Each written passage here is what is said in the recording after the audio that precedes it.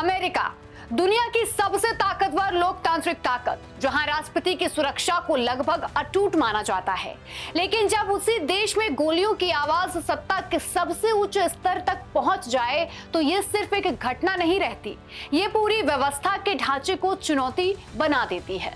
इस पूरे हमले को समझने के लिए हमें सिर्फ क्या हुआ नहीं, बल्कि क्यों हुआ, कैसे हुआ और आगे क्या होगा, इन सभी को जानना होगा। क्या था पूरा घटनाक्रम? अमेरिका में वॉशिंगटन हिल्टन होटल में एक डिनर पार्टी चल रही थी। मंच पर राष्ट्रपति, उनकी पत्नी, उपराष्ट्रपति और कई मंत्री मौजूद थे। तभी अचानक गोलीबारी होती है और ये कोई सामान्य फायरिंग नहीं थी, बल्कि एक सुनियोजित हमला था जिसमें टारगेट देश का शीर्ष नेता था। हमलावर पहले से ही मौके पर मौजूद था और उसने ऐसी जगह चुनी जहां से साफ निशाना लगाया जा सके।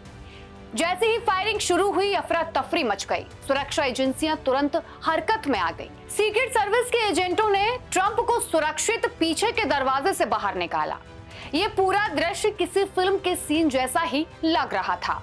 हमलावर कौन था? जांच एजेंसियों के अनुसार हमलावर कोई पेशेवर आतंकी नहीं था। हमलावर की पहचान कॉल थॉमस एलन के रूप में हुई है। बताया जा रहा है कि एलन एक वीडियो गेम डेवलपर था और टेरेंस स्थित कोचिंग सेंटर C2 एजुकेशन में शिक्षक के रूप में भी वो काम करता था। उसे दिसंबर 2024 में best teacher of the month भी चुना गया था। उसने 2017 में कैलिफोर्निया इंस्टीट्यूट ऑफ टेक्नोलॉजी से मैकेनिकल इंजीनियरिंग की डिग्री भी हासिल की और पिछले साल कैलिफोर्निया स्टेट यूनिवर्सिटी से कंप्यूटर साइंस में मास्टर डिग्री भी पूरी की। हमले के पीछे कारण क्या था? इस तरह के हमले के पीछे एक ही कारण नहीं होता है, बल्कि कई कारण हो सकते हैं। पहला, राजनीतिक कट्टरता। अमेरिका में आज राजनीतिक विभाजन गहरा गया है। लोग सिर्फ विरोध नहीं करते, नफरत की हद तक पहुंच चुके हैं। दूसरा, व्यक्तिगत मानसिक स्थिति। कई हमलों में देखा गया है कि हमलावर मानसिक रूप से अस्थिर होते हैं। गुस्सा, असंतोष और समाज से दूरी, ये सब उनको हिंसक बना देती है। तीसरा, प्रसिद्धि पाने की चाह। कुछ हमलावर इतिहास में नाम दर्ज कराने के लिए भी ऐसे कदम उठाते हैं। इन तीनों को मिलाकर देखा जाए तो ये हमला सिर्फ व्यक्तिगत नहीं, बल्कि सामाजिक और राजनीतिक माहौल का नतीजा भी है। सुरक्षा में कैसे हुई चूक? राष्ट्रपति स्तर की सुरक्षा दुनिया में सबसे उन्नत मानी जाती है। ऐसे में ये घटना कई बड़े सवाल भी खड़ी करती है। पहला, पैरामीटर कंट्रोल फेलियर। हमलावर उस जोन तक पहुंच गया जहां उसे नहीं होना चाहिए था। दूसरा, इंटेलिजेंस फेलियर। पहले से कोई अलर्ट नहीं मिला। तीसरा, सर्वेलेंस गैप। ऊंची इमारतों, लोकेशन की निगरानी में कमी रही। चौथा, क्राउड स्क्रीनिंग वीकनेस। भीड़ में मौजूद हर व्यक्ति की गहराई से जांच नहीं की गई। इसका मतलब साफ है कि हाईटेक सिक्योरिटी होने के बावजूद human error plus system gap ने हमलावर को अंदर आने का रास्ता दिया।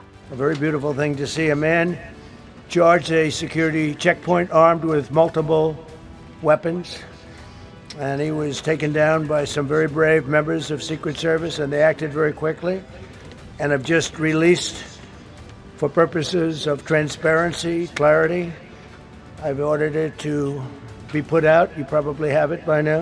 Put out on Truth and put out on many of the platforms.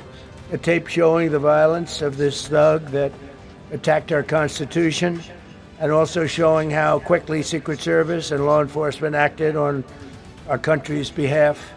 Really did a great job. One officer was shot, but saved by the fact that he was wearing obviously a very good bulletproof vest. He was shot from very close distance with a very powerful gun, and the vest did the job.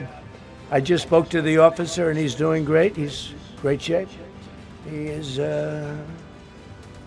has very high spirits, and we told him we love him and respect him, and he's a very proud guy. He's very proud of what he does. Secret Service agent. America में बार बार गोलीबारी क्यों होती है? America में गोलीबारी की घटनाएं आम हो चुकी हैं और इसके पीछे कई गहरे कारण भी हैं।